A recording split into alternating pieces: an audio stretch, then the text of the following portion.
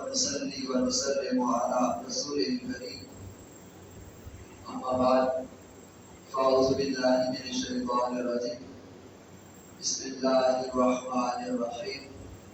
وإذ ابتلى إبراهيم ربه بكلمات فأتمهن قال إني جاعلك للناس إماما صدق الله العظيم وصدق رسوله النبي الكريم الأمين إن الله وملائكته يصلون على النبي يا أيها الذين آمنوا صلوا عليه وسلموا تسليما الصلاة والسلام عليك يا سيدي يا رسول الله وعلى آلك وأصحابك يا سيدي يا حبيب الله اللهم صل على سيدنا ومولانا محمد وعلى آله وصحبه وبارك وسلم. الحمدللہ آج ہم سابقہ جو ہمارا موضوع چل رہا تھا محرم الحرام کے مہینے سے پہلے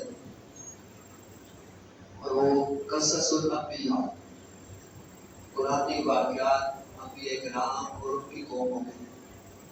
اور آپ کو یاد ہوگا ہم نے حضرت صالح علیہ السلام کی بات کی تھی، ان کا واقعہ قرآن پاک کا اور ان کی اونٹنی کا واقعہ وہ بیان کیا تھا اور وہ ایک ریلیونس بھی ہو گیا تھا چونکہ واقعہ اونٹنی کو ٹانگ کاٹنے کا بھی واقعہ ہوا سندھ میں. اس حوالے سے بھی اس پر اظہار خیال ہم نے کیا. اس کے بعد پھر آگے چلتے ہیں. اگلا جو آج کا واقعہ ہے جیسے آپ نے یہ ویڈیو پر بھی دیکھا ہے، آج بھی جمعہ کا خطاب کا جو میرا موضوع ہے وہ حضرت ابراہیم علیہ السلام کا واقعہ ہے. اس حوالے سے جو قرآن پاک کی آیت مقدسہ میں نے تلاوت کرنے کا شرف حاصل کیا ہے اور آپ نے سننے کا شرف حاصل کیا ہے. یہ سورۃ بقرہ کی آیت نمبر 124 ہے جس میں اللہ تعالیٰ نے ارشاد فرمایا کہ وَإِذِ ابْتَلَىٰ إِبْرَاهِيمَ رَبُّهُ بِكَلِمَاتٍ. اللہ تعالیٰ نے ابراہیم کو بہت سی آزمائشوں سے گزارا، آزمائشوں میں مبتلا کیا. فَتَمَّهُنَّ، اور وہ سب آزمائشوں میں پورا اترے جس پر اللہ تعالیٰ نے ارشاد فرمایا قَالَ إِنِّي جَاعِلُكَ لِلنَّاسِ إِمَامًا. ہم آپ کو اس وقت کی پوری انسانیت اس کا امام بنا دیں گے.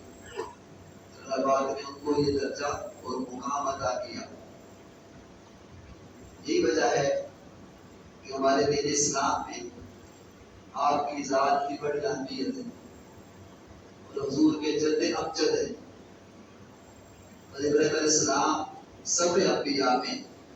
بڑا ہی منفرد اور ممتاز مقام اور مرتبہ رکھتے ہیں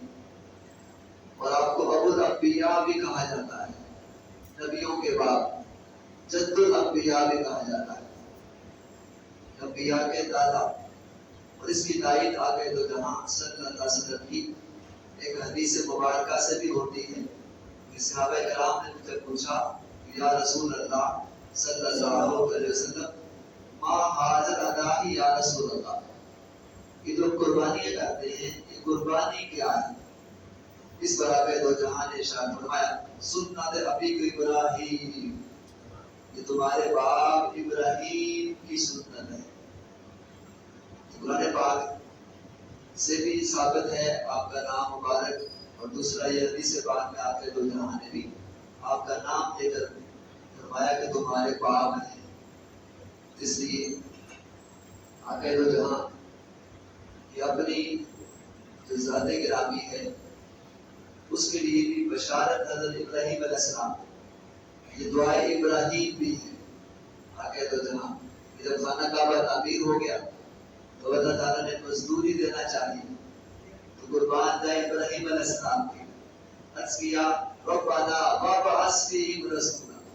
کہ بارے تعالیٰ جو ہم نے خانہ کعبہ تیرے گھر کو تعمیر کیا ہے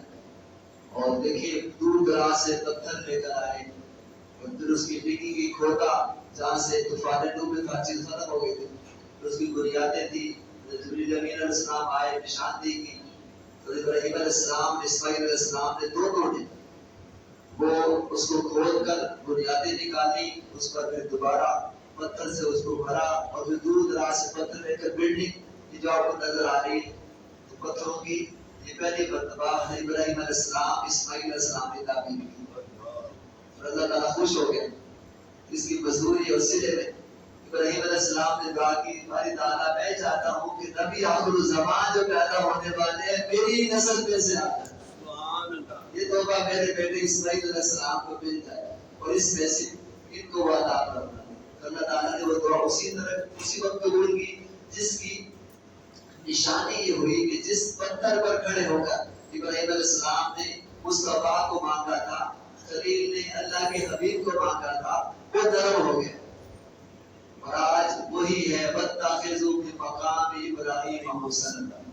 فرمایا جاؤ وہاں جا کر میرے خلیل نے میرے حبیب کو مجھ سے مانگا تھا تو میں نے ادا کر دیا، اور وہاں جا کر جب بھی کوئی جائے عمرہ حج کے لیے وہاں جا کر شکرانے کے 2 دفعہ پڑھو، وہ آج ہی مقام ہے۔